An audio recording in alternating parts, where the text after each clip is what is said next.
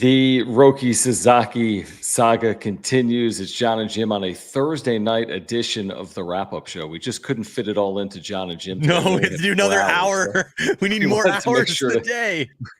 We wanted to make sure to go another hour. There is new news on Sasaki on this Thursday. We will discuss. The winter meetings are days away. We caught up with Mike Farron today from MLB Network Radio to talk about Sasaki and Juan Soto and the Padres' needs and payroll for 2025. So make your way in, whether you're here live or on replay. Please subscribe. Year-round content for Padres fans. Smash the like button for us. You can follow us on X at Jon Schaefer, at Jim Russell SD. We appreciate your support of the channel. We really do. If you want to make sure we see your comment or question, if you want to just support the channel, you can click the $ below the chat box. We will get to every single super chat here tonight. So we appreciate that. Just click that $ below the chat box. You can become a member as well. But it was early this morning, Jim. You were sleeping at the time because it was 14 hours ago. Oh, really? Jeff Passan wrote an article and said the industry should not forget about the Padres, Rangers, and Cubs, nor forget that when Ohtani's free agent process was playing out, the Angels were never mentioned among the favorites. This was Jeff Passan today on Roki Sasaki. There was a later report from Buster Olney that you can share with the viewers, but I'm going to take Passan's word over anyone's. And he's certainly not saying it's a two-horse race between the Dodgers and the Padres, but he specifically mentioned the Padres among three teams. I see that as encouraging news for San Diego, truthfully. First off, hey, Fadden, bro, you're not allowed. You're not allowed to comment. You're not even allowed. Is he here? I see. Yeah, he's like no video, Ben. No, you can't do a video, Ben. You call it a nothing burger. Nothing burgers. This is a cheeseburger with freaking extra sauce on it. I don't eat meat, but whatever. Yeah, it's like a double with like this is a freaking cheese. It's a quadruple burger times 10 or I don't even it's know. It's a 10 by 10 burger. Yeah, it's a big boy sandwich. How you done? Huge. You haven't, to your credit, you haven't, but you can't make one anymore. You can't make a video from now on. You can never. Sorry. If they sign Sasaki on January 15th, nope. You have to stay on the sideline. That's all us. It's nothing burger. Yeah, it's all us. We control the content. You can join us on the channel, but yeah, you got to close down the channel if Sasaki comes. Yep. Sorry. That's how rules are rules. Rules are rules. Yeah. Yeah. We're only going to make a Sasaki video for every single day for the rest of our lives. Could be the most important acquisition in the history of the world. It might be the most important move in the history of professional sports. If the Padres don't make it, then it will be a disaster. Let me just say this. They need Roki Sasaki more than they've needed any player in the history of baseball for any team. So we're making fun of Darnay Tripp, our buddy from NBC, who just put out a real whatever on social media that said real whatever 6 minutes ago. And we're talking to Darnay in a group chat. The Padres might need Roki Sasaki more than they've ever needed anyone ever. Now we put laughing emoji, but I get the point. He's saying and listen, in this offseason, I mean, in this offseason, they do need Roki Sasaki because they're not getting Blake Snell and they're not getting Juan Soto and they're not spending hundreds of millions of dollars, so they could use them. I'll actually, I know we're giving him shit, but kind of agree a little bit because he didn't say it seriously. I mean, I didn't listen. I didn't listen to it. Is it a joke or is he being serious? He put the laughing emoji. Makes the Sasaki situation different and unique and even more crucial because it is truly an us versus them thing. Like the Padres probably not going after Corbin Burns, probably not going after Max Fried either because of budgetary limitations that do not exist in Dodgerland. Roki Sasaki is coming here at the perfect time where you can get this guy for your international bonus pool, league minimum. Arbitration years will eventually come and hopefully sign him to a long-term deal. It's the perfect arrangement for a team that needs a cost-controlled, talented arm. Imagining him end up there to add to what they have is daunting and a scary thought, but just, again, makes it that much more crucial for AJ Preller to figure out any way to work this out. Like, they need this guy more than they've needed anyone ever in recent years. Like, who of the guys that they've brought in have you been like they so need, no Darnay, here's the funny thing. Too hot. So it's way too hot of a take. Two things. One, You know, John is awful with technology when he's playing the video off his Bro, share your screen. literally just sharing his screen on our freaking channel, which would have been 1,000 times easier and way better quality. Darnay, get in here. Can I send you an invite link? Get in here. In here, Get he in has here. a life. He has actually It like. doesn't matter. We don't have can't- lives. He has a Since me life. and you don't have lives, we have to ruin his life too. That's how this works. Why are we doing this? What's Just happening? because. He said no. Don't come on, Darnay. Go enjoy time with your kids and your wife. No, he's working. He doesn't have kids to enjoy when he's working right now. That's why he's texting. And he us. says he has to get ready for work. We're texting. I can do, hold on. Let me do the newscast. Let me do the sportscast. Oh, great. Here we go. Hire John Schaefer. Actually, I don't know. Where am I leading? In San Diego. I'll start with Thursday Night Football. Great. Someone won, presumably Detroit. I didn't watch. Did they win? Yeah. Okay, so I can go to Thursday Night Football. I can say, hey, Aztecs coming off that win over Fresno State. I can maybe play some B-roll or sound or something and get ready for a city series against USD on Saturday. Maybe play some sound. I could talk about the winter meetings coming Monday. And boom, we're done. Wow, great broadcast, bro. It's like your update. I don't know. I don't know what's happening. Well, this show's already off the rails. This is what happens when I you do know, a 4-hour show and then you decide to do another hour of content later. I agree with that. I agree with you. So where are we? Can't believe. Hold on. You played the video off your phone instead of just sharing the screen. Okay, now he's Darnay, if you're going to contribute to the chat via text, just join us. He says, what potential addition has had this much at stake? Juan Soto's the only one that's close. Potential addition. So that was at a trade deadline. So that wasn't even like a free agent or a posting situation. Are we talking about any move they've made in the last 10 years? I mean, if you want to go any move they've made, I would argue Manny Machado any day of the week is bigger than adding Roki Sasaki. And I'm the biggest proponent of Roki Sasaki. That's funny. I'll say why he is potentially one of the most important acquisitions that the Padres can make in recent memory. Well, yes, I agree. He says he'll give us Manny. Okay. Do you remember? I mean, Manny was a massive moment. Go focus on the broadcast, on the newscast. Jim, you heard Jim. Wow. No, I'm just saying, like, we got to do a show, and we're like texting Darnay, right. and then I want him in the chat. Okay. Yeah. I think he is one of the most important acquisitions potentially for the reasons that Darnay said, but also like you have to at least try to keep up with the Dodgers.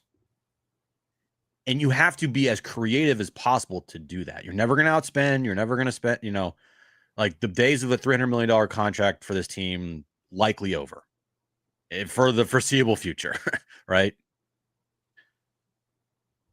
Getting Roki Sasaki is a move that will help you keep up with the Dodgers.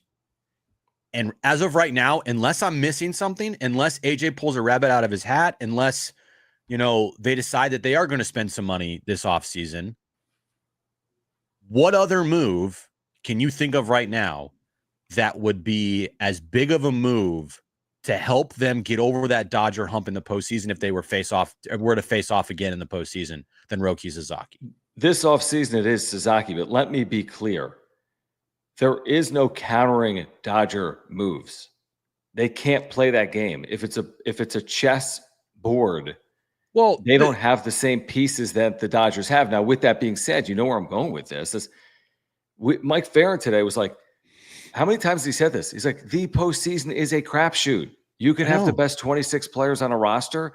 It doesn't assure you of a series win in a 3, 5, or 7-game series. And I would stick by that even with this year with the Dodgers beating the Padres. It's not like that was inevitable. Padres led the series 2-1. It was not an inevitability that Shohei Ohtani and Mookie Betts and Freddie Freeman and their pitching staff and their bullpen would will their way to a series win. They just won it. Padres went cold at the wrong time. Dodgers played better baseball. Guess what, Jim? If they played that series 10 times and the Padres had a 2-1 lead, they're going to win some of those series. My point is get in, build the best team you can build. If you go up against them, so be it. You'll be a dog either way. You had Roki Sasaki. He posted 2.2 ERA this year. You're an underdog. It doesn't matter. You're an underdog to the Dodgers if you face them in the postseason in 2025. Doesn't mean you can't beat them. My point is put together the best roster you can put together. You can't overly concern with matching their moves. You just need to put together a competent team. Yeah, no, I know. I think my mind is now jumbled because I watched the Netflix documentary of the 2004 Red Sox. Right. And early on, a lot of talk was about, from the Red Sox perspective, like, we got to figure out a way to get over that Yankee hump. We have to figure out a way to get past the Yankees, and what moves are we going to make? Yankees are making this move. Well, then we're going to make this move. Now it's different because those two teams were in a category of their own and they could spend and the Padres can't. But because of that, I still have the same mindset of like, you have to do stuff. You have to do something. If you go into the season and you're like, well, our back end of the rotation, we're going to give opportunities to Waldron and Vasquez and Brito and this random guy we picked up off the scrap heap. Like, that ain't doing it for me. It's not. And going out and letting Profar walk, letting Higgy walk for nothing, and bringing in this minor league dude from the Indians or the Guardians and saying, like, we're going to give him a shot in the outfield, and maybe fast tracking Ethan Salas to be your catcher, like, which would mind blown. Picking up a couple other guys for a couple $1 million, that's not doing enough to not only get in the postseason, but get past the Dodgers in the postseason. I'm sorry, it's not. I agree with you. And I remember living through the 2004 postseason. I mean, it's also 20. Your point's valid. The way the Padres fancied themselves is a team that has to get over the hurdle of the Dodgers, just like the Red Sox at that point fancied themselves as a team that had to go through the Yankees. There's differences, but there's similarities. But it's also 20 years later, and the wild card has completely changed the sport. Yes, there was one wild card then. And yes, then we also saw historic upsets.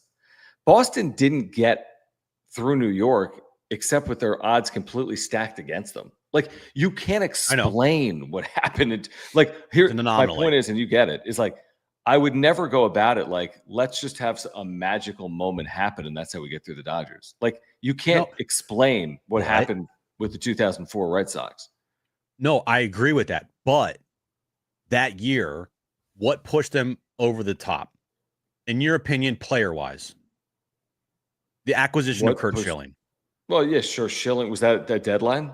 No, that was, they had him for the whole season. That was a yeah. I mean, that was a side. Yeah, that was a free agent signing or a sign and trade. I don't even know. I mean, what are we? I'm just saying. I'm just trying to make the point that, like, it does feel a little bit like Roki Sasaki, you're our only hope, And I'm not. Yeah. And I don't think Roki's gonna all of a sudden come in here or wherever he goes and win 20 games for you right off the rip and pitch 200 innings. But if he can be like Yoshinobu Yamamoto this year for the Dodgers, again, he had like 100 innings, 3 ERA or whatever, but he was really good in the postseason besides his first start against the Padres. And he was a viable pitcher for them in the postseason. It'd be great to have had Roki Sasaki for game 4. And they're going to need another proven starter if they plan to go to the postseason again, because losing Joe, look what happened to them. They had 3 dudes, and that was it. And they decided to start one of them on 3 days rest, and it backfired in a big way. Fair, although the Dodgers didn't have more than 3 starters. They also had the literally best offense in baseball, and their bullpen was great. And the Padres went through a 24 inning scoreless streak. So what we're saying is the Dodgers actually in the moment were dealing with a similar issue, which was they needed to throw bullpen games. The Dodgers in that exact moment didn't rely heavily on their offense to beat the Padres. That's not why they won Game 5. All right, well, then going forward, John, a lot of things change. I understand. Trade deadline. We're December 5th. This point in time, have the Dodgers gotten better? Yeah, but okay, just hear me out. Of course they have. Okay. This conversation is an obvious one, but hear me out. Go back to December 5th, 2023. Have the Dodgers gotten better? Yeah, they've added Shohei Ohtani and Yoshinobu Yamamoto and Teoscar Hernandez. The Padres in that exact moment, I'm making up the date, you get the point, had traded away Juan Soto for a backup catcher, an unproven starting pitcher, and two, quasi prospects in Vasquez and whomever else they got, Brito. It doesn't work in a straight line always. On paper, the Dodgers should have run circles around the Padres heading into 2024. 82-win team, 100-win team, the additions the Dodgers made. Now, we know how it ended. They ended up winning the World Series, but they played relatively close to each other in the regular season. The Padres won the season series in the regular season. Then they matched up in the postseason, and it was a good series. So my point is you don't have to match them. They did not match their moves last offseason. They had circles run around them last offseason. You cannot compare anything the Padres did to adding Shohei Ohtani, Yoshinobu Yamamoto, Teoscar Hernandez, and whatever else the hell they did. Yet the Padres led a series in the postseason 2-1. Yeah, look, you're right. Now, over the course of the season, no matter what, the Dodgers getting Ohtani trumps any move any other team would have ever made. Yes, agreed. But, Preller, over the course of that year and offseason, acquiring a borderline Cy Young Award winner in Dylan Cease, a two-time batting champ at the time, Michael King, an up-and-coming guy that a lot of people were very high on. Profar turned into an all-star. I know at the time he didn't think that. But I think the Dylan Cease move and the Luis Ariz move and the Tanner Scott move, who was an all-star, and the Jason Adam move, who's one of the best relievers in baseball, those are all pretty good. It does not trump what the Dodgers did at all, but at least that's like, hey, we're going to punch back here and we're going to do stuff and we're going to make sure we get the best players possible. Preller could still do that. Absolutely.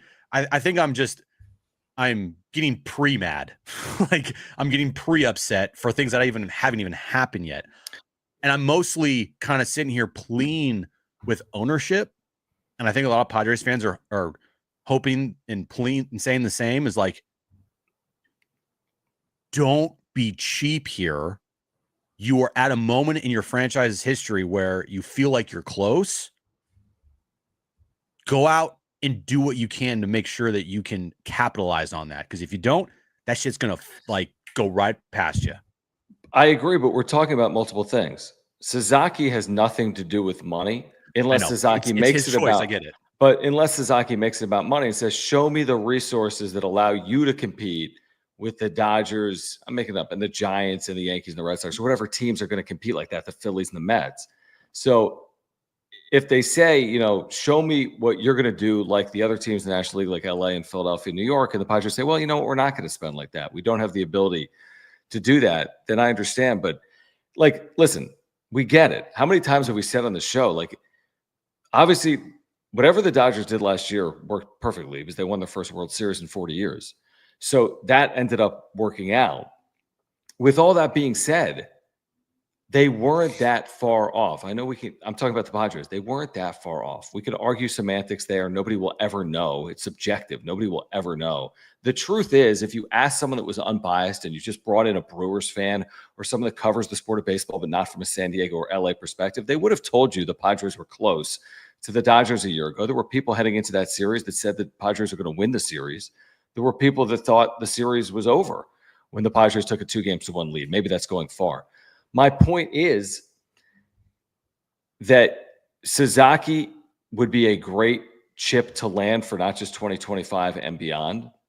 Of course, you want to keep him away from LA as well. But here's the thing, you don't control where Sasaki goes. I know. That's tough. So to put all your eggs in the Sasaki basket, and I'm all for it because it costs nothing. So why not use your time and resources to do it? But you spend your whole offseason trying to get Roki Sasaki, ends up with the Brewers, and then what do you do? What's plan B? Wait Well, for 2026 yeah. when Joe Musgrove's back and I know. re-sign Jerks and Profar? That's what makes this sweepstakes so difficult, because you're just sitting here hoping he chooses you. It's like The Bachelor, right? Like I you like hope that. that you're the final rose. You hope that you're the last one standing. That's what it basically is. It boils down to Roki Sasaki has the roses, and he's just going to choose like who he wants, and everyone else is going to be SOL. So that's the toughest part, is like waiting. It's only December 5th, and we have another month plus of this, and he could get posted during the winter meetings and have right at the 45-day window mark to be ready for the 2025 signing period, and then have a full 45 days to be, wooed by all these different teams and talk to these teams and whatnot. But yeah, until then, we're just going to, we literally, John, no joke, we heard in the last 24 hours plus, maybe 48 hours, like 4 different reports on Roki Sasaki. I believe the Mike Farron report, which is all BS. It's like, by and large, it's just chatter. But that's the thing, is like we heard 4 different reports from legit people, all different about Roki Sasaki. The Passan's the most credible piece is Jeff Passan, and he says that the Padres are one of 3 teams not to rule out. He's clearly saying when he says that, well, of course the Dodgers are in on him too, but here are 3 teams not to rule out. Remember that the Angels to Ohtani was a bit of a mystery team that emerged that people weren't discussing throughout that process. The other thing I would say about Sasaki, this idea of him being the white whale, I think is a leap of faith. Like you said, Yamamoto, he was injured last year and was effective enough at times in the postseason, although he wasn't perfect, to your point, but had some huge starts, obviously, for them late in the year. He's never thrown more than 129 innings, and he's 23. Yamamoto was a more experienced pitcher when he came over. That's why he got $325 million. You're talking about a guy that's probably not a finished product, truthfully, that last year threw 111 innings. So even if he were to exceed that by 20%, 135 innings. He pitches every 6th day, not every 5th day in Japan. They'd be overly cautious with him. He pitched every 6th or 7th day. Don't get me wrong. I'm taking it in a heartbeat, but I'm thinking more about Sasaki's potential for the franchise in 26, 27, 28. Anything you get in 25 is great. I'm not saying it's gravy. You don't expect him to have a 5.9 ERA and be ineffective, but I'm also not expecting him to go out there, throw 165 innings and have a 1.99 ERA. Yeah, and that's my bad for probably putting too much expectation on Sasaki to start. To be like, holy shit, if the Padres landed Roki Sasaki, they have a Cy Young Award winner, you know? I think it's probably not realistic, but you could hope for it. I'm definitely thinking about next year for sure. But you're right. The main thinking process about landing Roki Sasaki is for the next 6 years. It's for in 2 years when their rotation is a Joe Musgrove coming off of shoulder surgery and a 40-year-old Yu Darvish and a bunch of nothing, that you have Roki Sasaki taking hopefully those steps to become the ace of this club. And you have a guy that in the future can turn into a number 1. Next year, I'm thinking about the back end of the rotation. And if you're telling me that Roki Sasaki at the back end of your rotation gives you 110, 115 innings, like of like quality ball, I would love that. Because I don't know if you're going to get that from Randy Vasquez or Matt Waldron. I really don't. Let me say this. 2 things can be true. Roki Sasaki would be a key component to your long-term plans if you're the San Diego Padres, but he is not, like the way I see it today. And I'm the biggest proponent of Roki Sasaki out there. You are as well, Jim. Nobody spent more time with Sasaki. Jersey is ready to be bought, bro. No one. We've spent hours on what are we talking about? Dozens of hours. Dozens. Since literally the day the season ended. But I don't think he's like this. True. I don't think he's some you land Sasaki and everything for all the fortunes of the franchise change. I think Sasaki is a piece of a puzzle that AJ Preller needs to put together for 2025 and beyond. I don't think Sasaki is going to have more of an impact.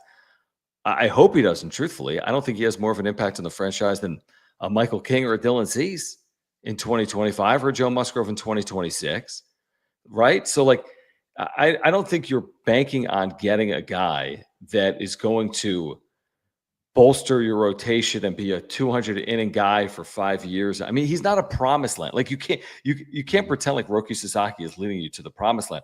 And by the way, any comp to Shohei Ohtani, and maybe it's reasonable, obviously, from the pitching perspective when he came over. Look at Ohtani's career numbers as a pitcher. Now, again, he's been doing it while hitting. I mean, we're not talking about a guy that is going to go down as one of the great pitchers of his generation, are we? We're talking about a good pitcher, a guy that's had really good quality numbers in his career. But Darvish has had better career numbers than Shohei Ohtani. He has 38, 39 career wins. Yeah, and again, he hasn't pitched. But wouldn't you agree, like, Darvish has had as much success, if not more, at times? Oh, way more than Ohtani as a pitcher. Yeah, not even close. I'm just saying, like, be careful. I'm all for it being a notable addition because they don't have money. So it's a notable addition, and it could be something to bolster your rotation in years ahead because it's like a fixed dollar amount where you don't have to spend $20 or $30 million per year on this pitcher. But again, is he more impactful than Michael King in 2025 or even Michael King in 2026 or Joe Musgrove in 2026? That may be a bridge too far for me. Let me get to some of these super chats. JD Gatcher, thank you. He says, Luis Severino. We'll talk about this actually on the other side. I'll get back to JD Gatcher. Luis Severino to the A's. Why not Sasaki too? That's funny, but we will talk about that on the other side. What do you got? I was going to say about Roki, while I, in my head at times, I'm like, this dude, they got to, blah, blah. They wouldn't even ask him ever to be a top end of the rotation piece in year one. Not even close, because they have Cease and they have King and they have Darvish for that. They're asking for a guy at the back end of your rotation that can be consistent for you throughout the season and not put the pressure on him to be an ace right away, nor would they ever try to do that. But going forward long-term, you hope that he turns into a frontline guy. But next year, yes, you have a rotation next 2 years. Yeah. And next year, if they landed Sasaki, your rotation would be Cease, King, Darvish, Sasaki. He's your 4. Yeah, easily your 4. Not even no question. And then what is he in 2026? He's your 3. Yeah. You know what I'm saying? Like, that's how I envision it. And I think he's a great I mean, his potential's through the roof. But unless they sign King or Cease to a long-term deal.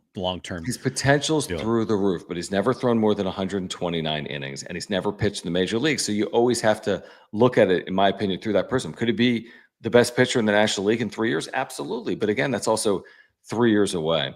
All right. I do want to get to our title sponsor here on the wrap-up show because we would not be able to do it without his support. Mark Nimitz at Farmers Insurance. He has been with us since day one of the wrap-up show. He has just been a huge supporter, and I don't know if we ever get the channel off the ground without Mark. So if you have an insurance need, you have to get in contact with Mark. He's a big reason why we're able to put together as much content as we do. So I've had insurance through Mark for years, homeowners and earthquake and life insurance. I got 3 policies through Mark, and you can as well. He does auto.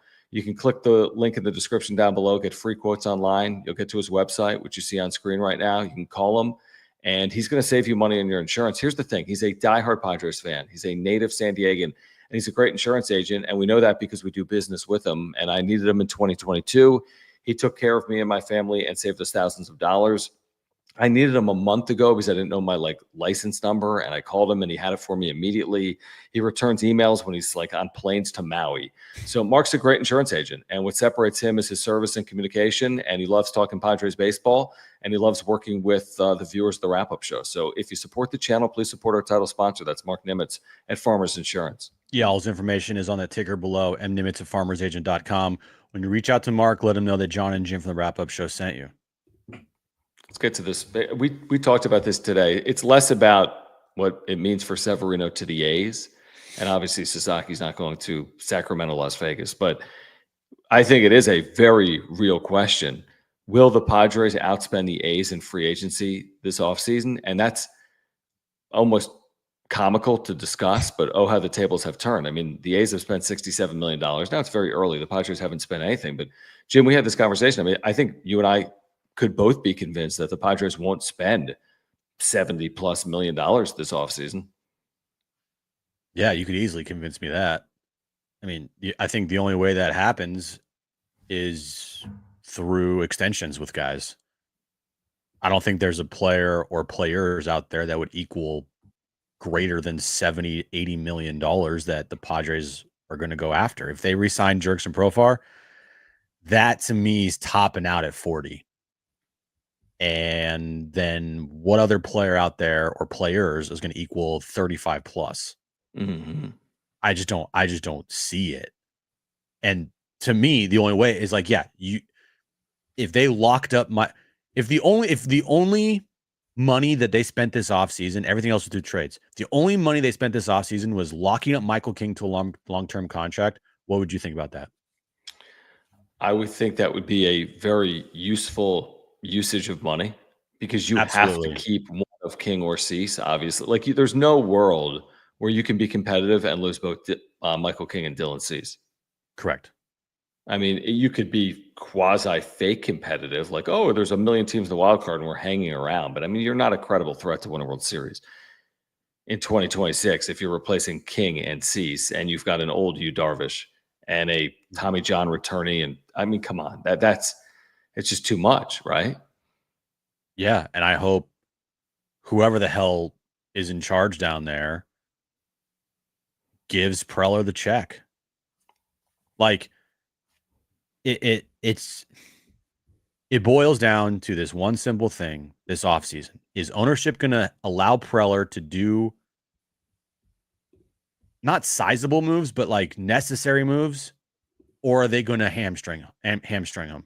And they're going to give him the parameters of like, it's a little too much money for us. I don't know about that. You know, Schulte's talking about things up his pants and up his sleeves. Like, I hope he has some things up his pants and his sleeves. Because at this point in time, it's for everybody that is trying to think of like moves that they can make to make sure that this team gets better next year and gets over that hump and can win its first World Series. A lot of people, damn near almost everybody's kind of like, I don't really know, you know, like no one really has a definitive answer at all. I mean, Mike Farron, who was on with us today, said that like all of the sources he talks to in the insiders, like, you know, we would tie Willy Adames to the Padres if not for the industry's belief that the Padres will not go over the CBT. Right. So that's Mike Farron, who talks with general managers on the radio weekly, multiple, and has real sources in the sport. And we talk to Mike Farron often on Jon and Jim and have a good relationship with him. I don't think that we're going to be fooled. Unfortunately, I think the truth is they're going to come in under the CBT number. And if they don't, they'll go a hair over it. I don't think they have a desire to do it. Nope. I think if they quote unquote had to, if there was something too good to pass up, maybe they would consider it. But listen, ownership is eerily quiet these days with the Padres. We have heard from Eric Katsenda, who took over for Peter Seidler as chairman once, and Peter Seidler passed away 13 plus months ago.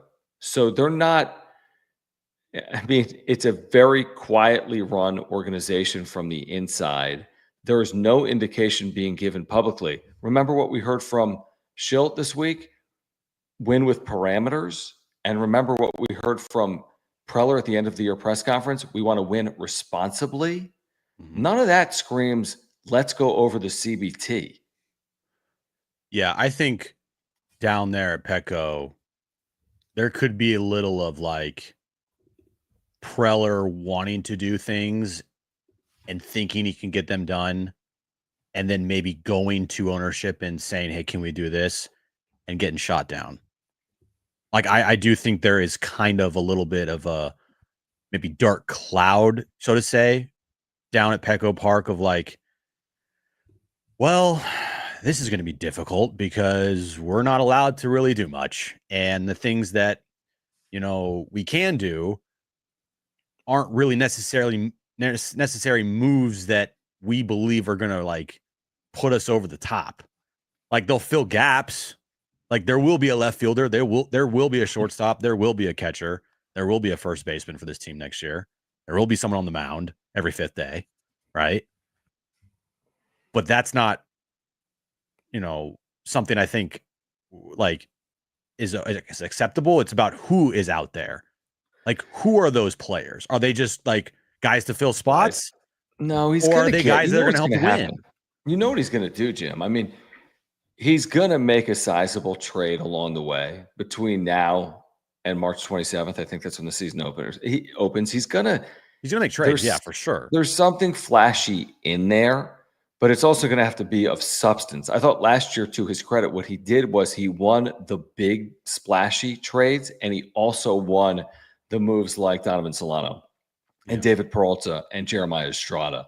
So, like, I'm not going to get enamored with the name trade. Oh my gosh, he brought this pitcher over. He's going to have to do a lot more than that. It's the periphery work. It's roster spots 19 through 26 to me that will determine whether the Padres are capable of hopefully getting close to replicating what they did in 2024. It's not going to be one splashy move that allows them over 162 or in the postseason in all likelihood to really do damage, in my opinion. Let me get to the super chat from Richard Flores, who says, how much more room would San Diego have to work with without Bogaerts and Cronenworth?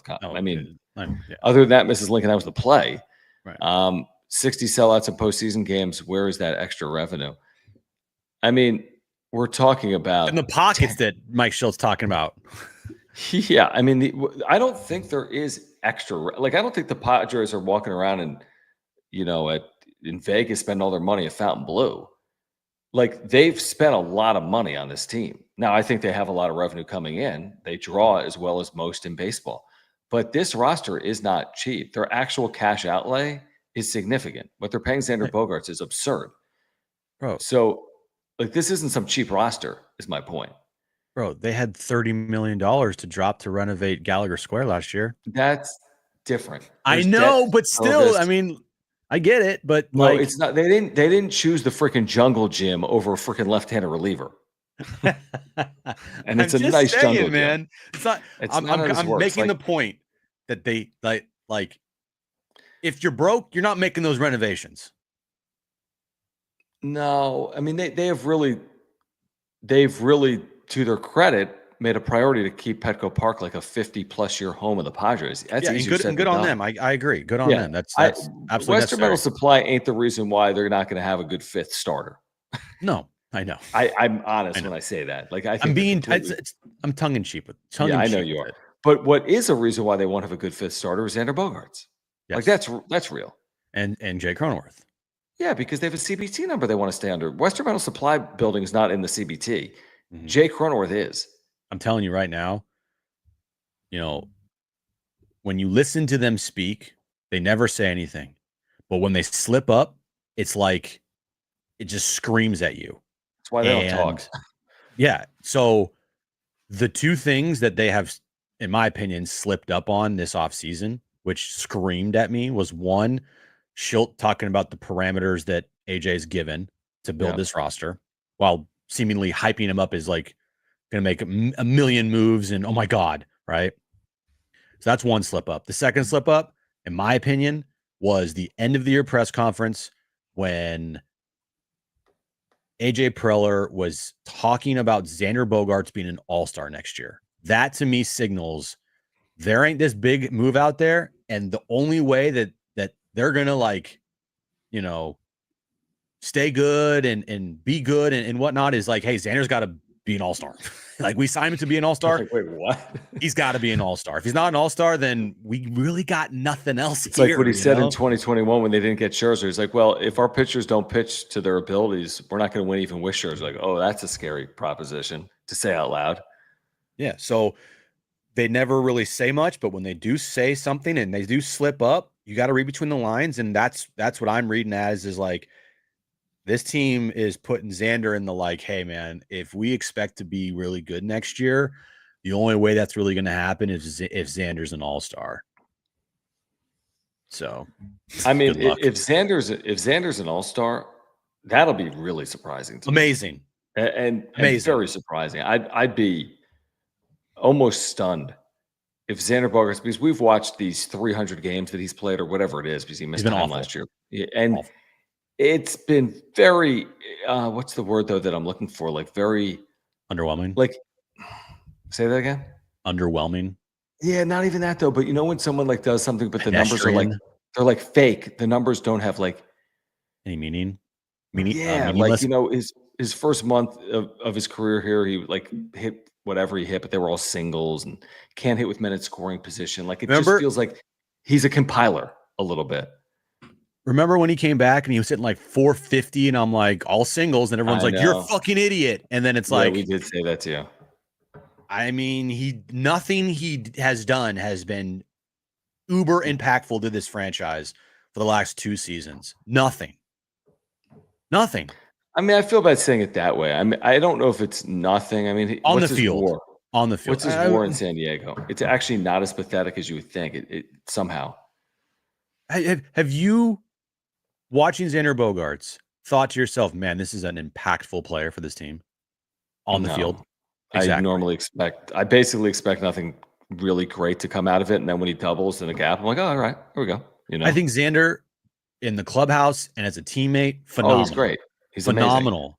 amazing. He's a great person. We've heard nothing but great things. Like Will Fleming has like, he loves Xander Bogaerts. He considers Xander Bogaerts like one of the greatest people of all time. Yeah, the Red Sox play-by-play guy. And it's unfortunate that he's, you know, and Will has said this, like, it's unfortunate that Xander hasn't really shown that, because in Boston he's absolutely beloved. It's like a Haas thing. Haas was beloved and still is in Kansas City, and he's vilified and hated here in San Diego. And it's kind of the same thing for Xander Bogaerts at this point in time. I was looking at Fangraphs for his Zips projection, like his projections for 2025. I think that he's expected to have a slight bounce back. I mean, his year was awful last year. Can he stay healthy? Is his wrist okay? And he's going to hit for power at all? Because if he's not, then that's a problem. I just want to see real quick, actually, Xander Bogaerts. What can I discern real quick about what's to come for him? Yeah, I don't know. Again, it's like a lot of hoping is what it is. I'm hoping that he has a better year. Yeah. I hope so too. I hope he does. Yeah. I mean, you just look at, we've done this before, but you look at his Boston numbers compared to his San Diego numbers, and like, they don't compare favorably. They really don't. No, it's brutal. And you're asking someone to bounce back now in the second half of their career. I think he's capable of having, you know, a good season or two. I do, but I just need to see it with my own 2 eyes. I don't think he's capable of having 5 good seasons here. Actually, empty stats. Thank you. There you go. Empty stats. Because that's what he is. I mean, I hate to say that. I don't think that's who he's been in his career. I think he got here with an outside shot as a Hall of Fame trajectory. He will leave here nowhere near the Hall of Fame. No. You know, so. Why did we criticize Nando for not getting wrist surgery, but with Xander, we don't blink an eye? Well, Fernando lied and didn't tell anybody. He like fell off a bike. Yeah, and then he never told anybody, and then it healed wrong, and because it healed wrong, and then he got the shoulder surgery, then he fixed his wrist. Right? Is that what happened?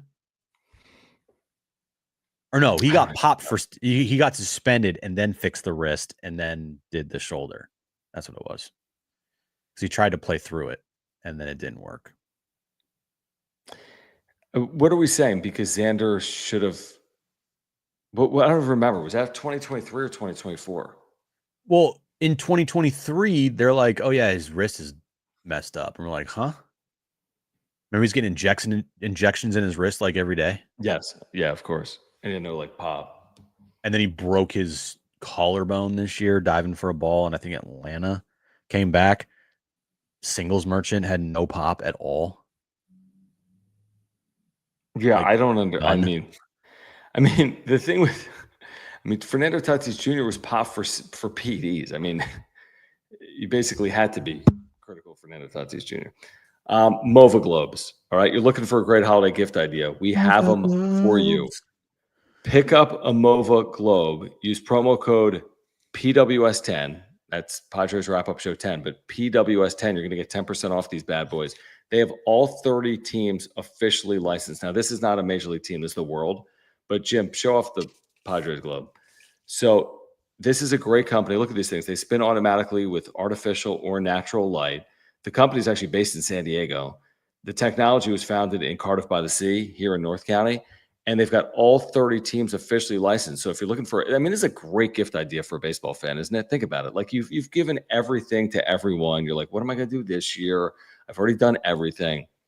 Pick up a MOVA Globe, click the link in the description down below and use promo code PWS10. That's PWS10. You're going to get 10% off. You'll have it for the holidays. I mean, it's a really, really cool gift idea. Your family's going to love it. It's great for a keepsake or a desk item.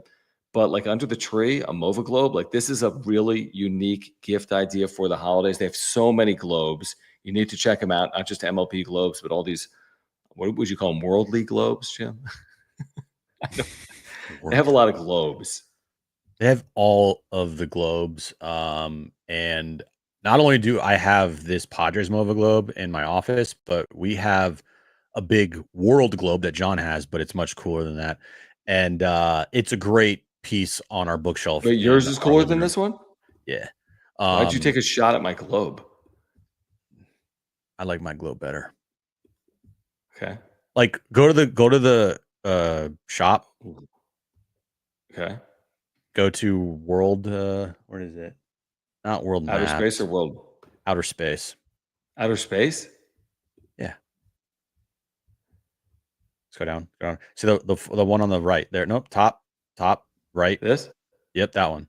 That's way cooler. That's That's yours? what I have. That's what I have. Way cooler than you. I mean, these things are really marvelous. I mean, they're really spectacular, high quality, great products, great craftsmanship. Again, it spins all day and night. Your family's they're really, really cool. Great gift idea. If you're looking for a gift for the person that has everything, especially a baseball fan in your life, they got all 30 teams. Use promo code PWS10. That is PWS10. We shouldn't. Are we complaining? Are you new to the channel? Listen, we tell it like it is. For some people, it takes a little bit to get used to that because they're not used to hearing it around the Padres.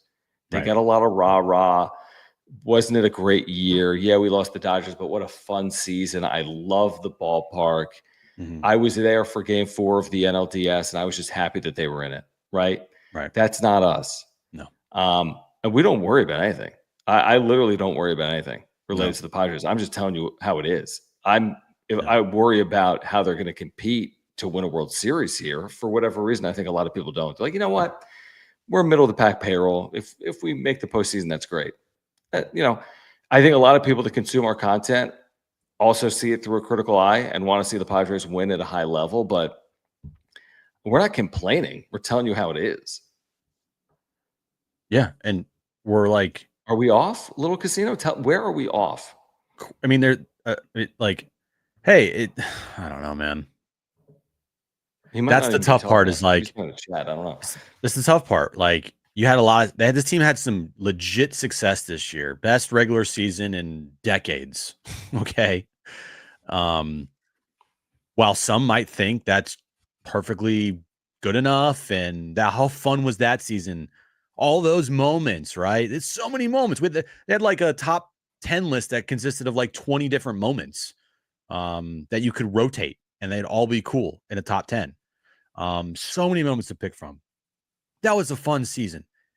And then you fall flat on your face, the team does, in the postseason. That's fine. Did you remember that time that Dylan Cease threw that no-hitter in June? That was awesome.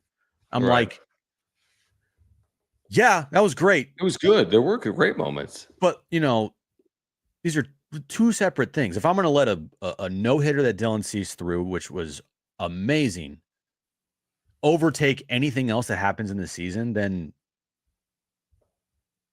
I don't know. That's just not me. I think bigger picture, and I have higher standards, I guess, sometimes. And I'm not saying that everybody does. A lot of fans feel the same way. A lot of fans are critical, and a lot of fans want this team to win desperately, while also having a lot of fun watching this team play when they do win and they are good. But when they do lose, there is a criticalness, critical takes from a lot of fans being like, yo, that wasn't good enough. What the F? And that's honestly a great place to be for your franchise, because the last thing you want is people not to give a shit.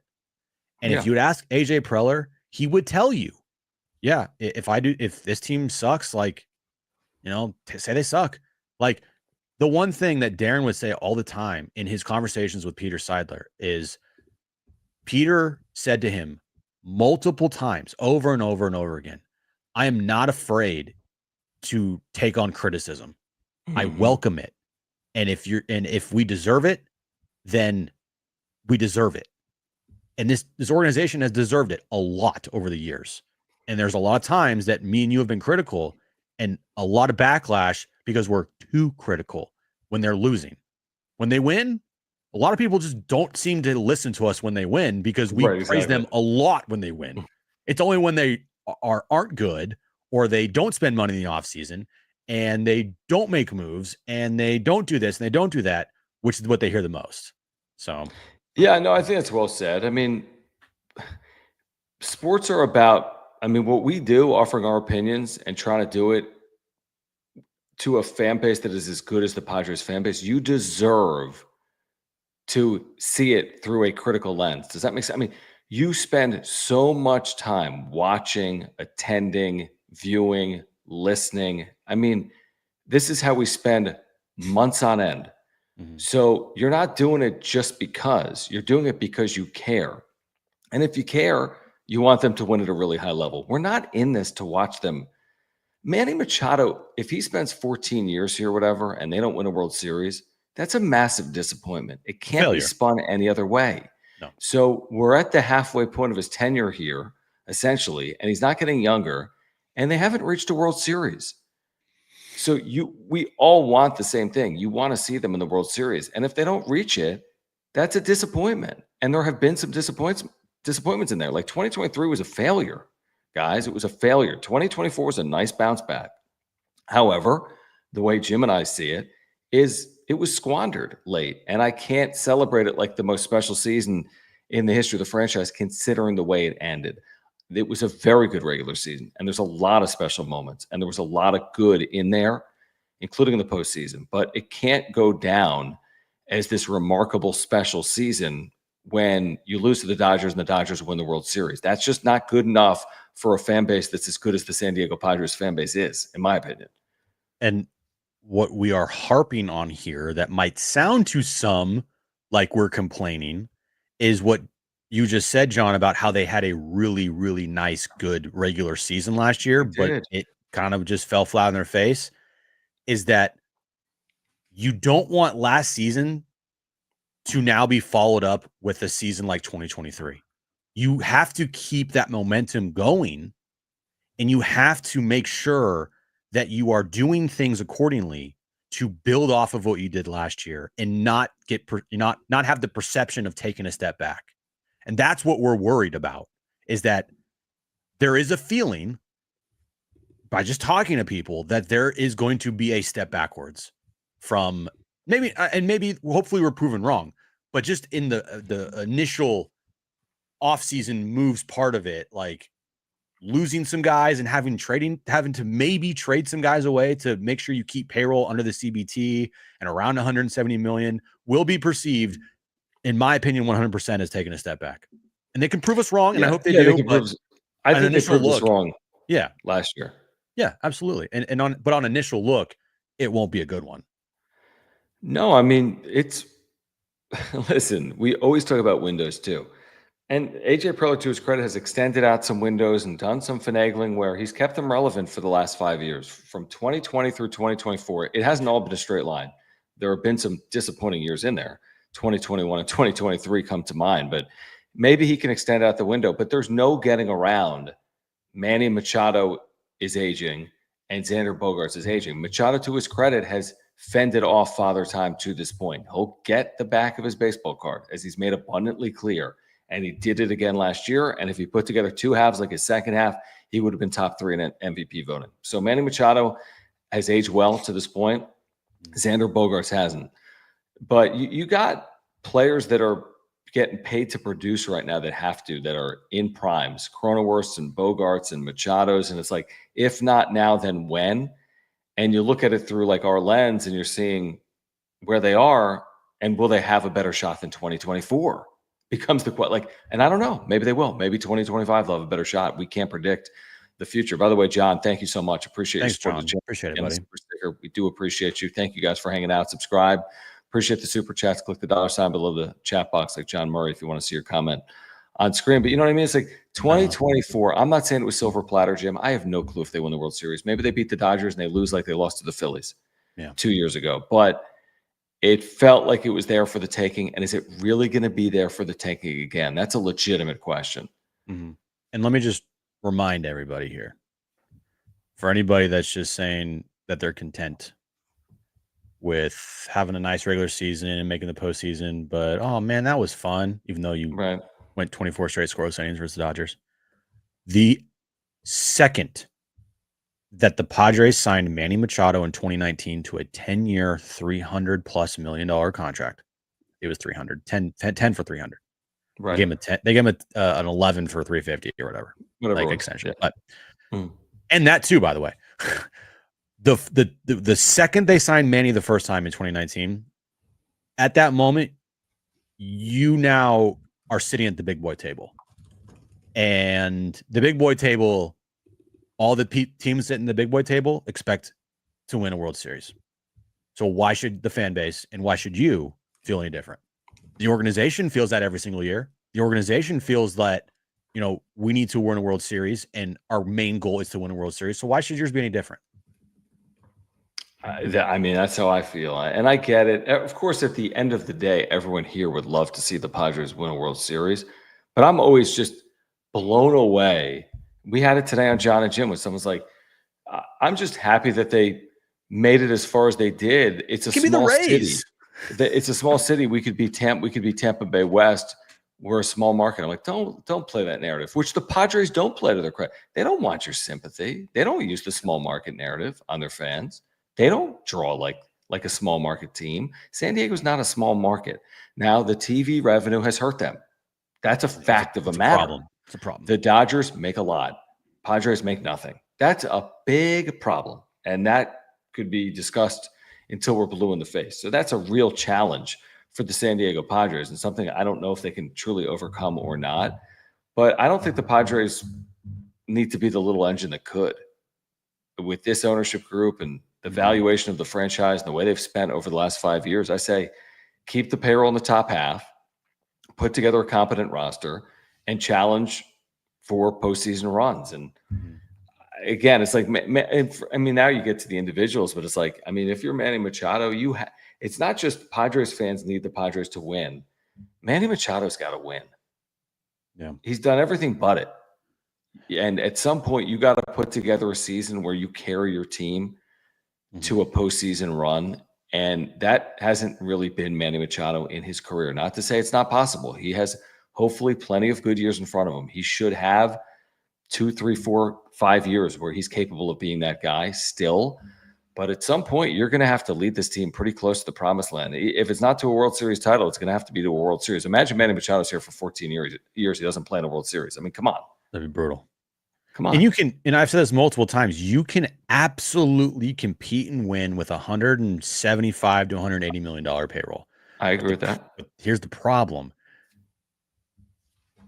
The contracts are only going up. And what I mean is Manny Machado last year, like, I'll pull it up. Let's pull it up, John. Manny. What's that? You're pulling it up? Yeah, I'm going to pull it up. So last year, their payroll was around 175 million. Right? I don't even know. Was that AAV or payroll? It was payroll, not because AAV is much higher. I know. Yep. Manny Machado last year got paid by the team $17 million. Right. Now, he gets paid $17 million next year as well. That's good. But 2026, it goes to 25 mil, and then 27 through 33 jumps to 39 million per year. Yeah. Because they And his backload luxury tax, everything. yeah, his luxury tax number is 31. But Yep. That's going to make things much more difficult too. So you got a window here. And by the window, I mean like kind of next year and the year after that, before things get out of hand. And that's why it's like, sitting here pleading like ownership, whoever the fuck the owner is of this team making the checks, like, don't be cheap. You can't be cheap now. Yeah. And it's an interesting point from Ballpark Pretzel. The difference between the Padres and the Dodgers deals, and this isn't an advantage for the Padres, is they have backloaded deals. The Dodgers have deferred deals. There's a big difference because the Padres have to pay up sooner. The Padres have to pay up on these players now. The Dodgers have to pay up on their players later. And it's then- coming. Like the bill's going to be due. And then you have, Xander Bogaerts. Okay. Xander Bogaerts. It's pulling up here. It would taking a million years. So he's a little different because he is just a flat rate of 25 mil per year, which still is awful. Luxury tax number is 25. But Fernando Tatis, I know, was a backloaded deal. Hold on. It's not working. Tatis Jr. There we go.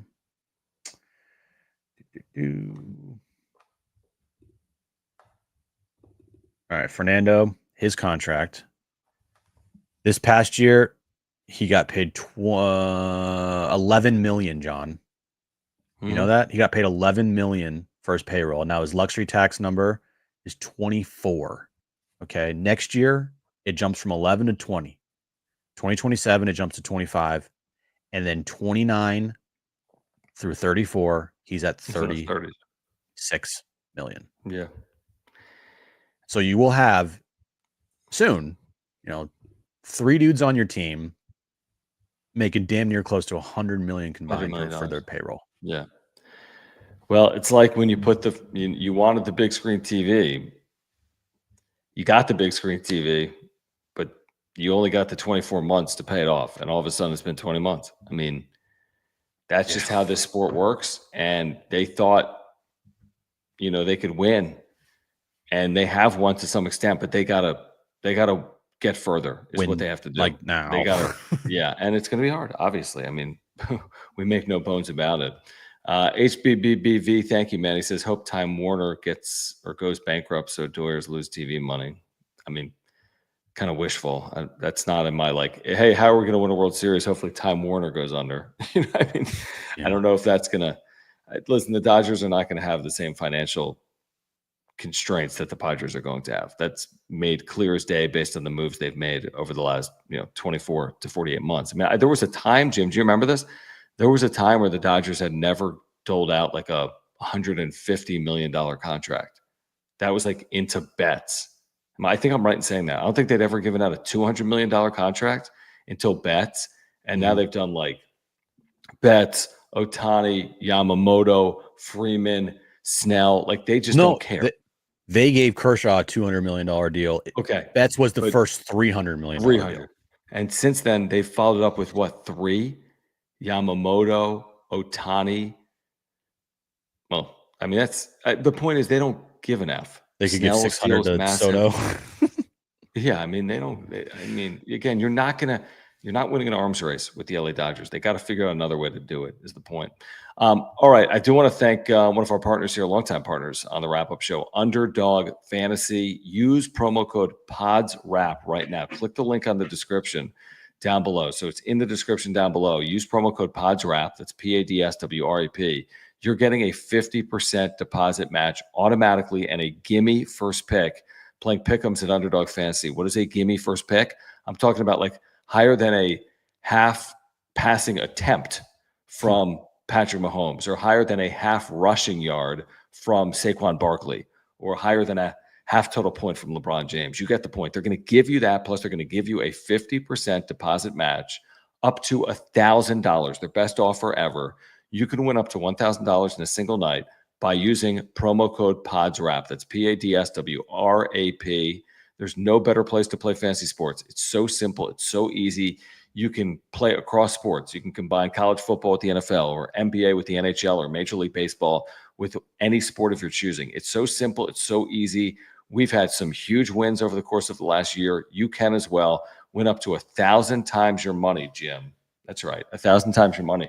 So, Jim, you could turn $1 into $1,000 in Underdog Fantasy by using promo code PODSWRAP.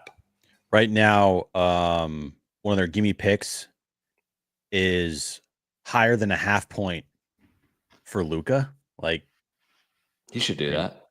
Like if I just did right now, Luka higher than a half point, and then let's go Josh Allen higher than 240 and a half passing yards against the Rams over the weekend, and then let's go. You're gonna love this one, John. Ready?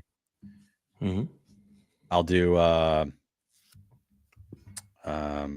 Ashton Genty higher than, or I'll do Ashton Genty higher than 1.5 rushing plus receiving touchdowns for tomorrow night. Okay. That right there, if I just bet, it only allows you to bet $10 because of the gimme pick. But $10 could wins out $50. Like just like that. That's like just like that.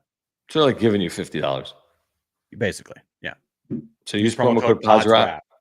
PADSWRAP. Click the link in the description down below and play along. Couldn't be easier. Love this super from JD Gacho. I don't think our viewers will, but I love it. Thank you, man. He says, John, who will be the last unbeaten college basketball team, Jim? We have Utah State, Oregon, UC Irvine. That's my answer. Drake, Oklahoma, Loyola Chicago. Okay, Tennessee, Florida, and Rhode Island. You pick one, and we're going to remember this because I'll know who. You say Drake? No, I'll say Oregon. I don't think it's Oregon because my guess is they'll have something hard in the Big Ten soon. I don't think it's Utah State. You say Oregon? I'll say Drake. I have no clue who they're playing, but if they're undefeated, I'm going to say Drake. I just think because Oregon went through that NIL players tournament. Yeah. So, JD Gotcha, what do you think? Put it in the chat. I say Drake. They won that thing, right? Who won the NIL? They beat Alabama, yeah. Alabama just beat the shit out of North Carolina on the road. I know. No, you're right. Oregon's really good. Oregon has been really good. And San Diego State hung with Oregon. I mean, they had a chance at the end, and then Oregon's got like top 10 metrics. Yeah, you're right. You're welcome. Carlos Mendoza's son said the Mets offered a 15-year, $700 million deal to Juan Soto. Good for them. That's great. I hope that he goes. I hope the Mets sign him to like a $800 million contract because that would be insane. But then again, I don't want him to go to the Mets because then that hurts the Padres. I want him to go back to the Yankees, or I want him to go to the Red Sox, the Blue Jays. Stay away from the National League. We didn't even touch on that. Jeff Passan said he expects it to be done by the start of the winter meetings. So by the end of Sunday, he expects Soto to have a landing spot. That's obviously massive for the sport. And it was Mike Farron that said the Red Sox and Jays are being very aggressive. The content gods would love a Jeff Passan bomb tomorrow at like 2? No, because I need some time. So like 12:30 p.m. No, I wanted it 2, man. I want to react on air. Right at 2. Yeah, but then again, you're right. For YouTube, we need to make like graphics and stuff. Like 2:02. 2:02 to the Padres. Just a mystery team. I will qualifying offer. I would. Yeah, just kidding. Not happening. All right, guys, join us tomorrow. Jon and Jim, San Diego Sports 760. We are now a 4-hour show from 2 to 6. San Diego Sports 760. Content all day. Yes. iHeartRadio app. We're on YouTube. Search for Jon and Jim 760. So we're talking a ton of Padres, obviously, every single weekday on San Diego Sports 760. No matter where you are, you can find us locally on the radio, anywhere on the iHeartRadio app, anywhere on YouTube. Just search for Jon and Jim 760. And then we have you covered next week. It's the winter meetings, Jim. So get ready for an extra show or two because it's the winter meetings next week. And we will have you covered on the wrap-up show. Listen, please subscribe here on content. We appreciate your support. That's all we ask. If you are here live or on replay, just subscribe. We appreciate it. Smash the like button. You can follow us on X at John Schaefer, at Jim Russell SD. Thank you to our partners, Mark Nimitz at Farmers Insurance. If you have an insurance need, click the link in the description down below. Mova Globes, holidays are coming, folks. Use promo code PWS10. Get 10% off. This is a great gift idea. 30 Major League Baseball globes officially licensed plus more. And then Underdog Fantasy. Use promo code PODSWRAP. Get that 50% deposit match and a gimme first pick. Promo code PADSWRAP. We are For Jim. 43 subs away from 7,800. So by the end of the winter meetings, I need to hit 8K. If it's not at 8K, we might shut the channel down and move to Canada. I need 8K by the end of the winter meetings, guys. I kind of need 9K by the start of the season. I need 10K by next year easily. I kind of need 10K next year. We're going to turn this thing into a Milwaukee Bucks channel. Or I quit. So, balls in your court. Yeah. All right, guys. We appreciate you. Thanks. Subscribe. We'll see you tomorrow on Jon and Jim.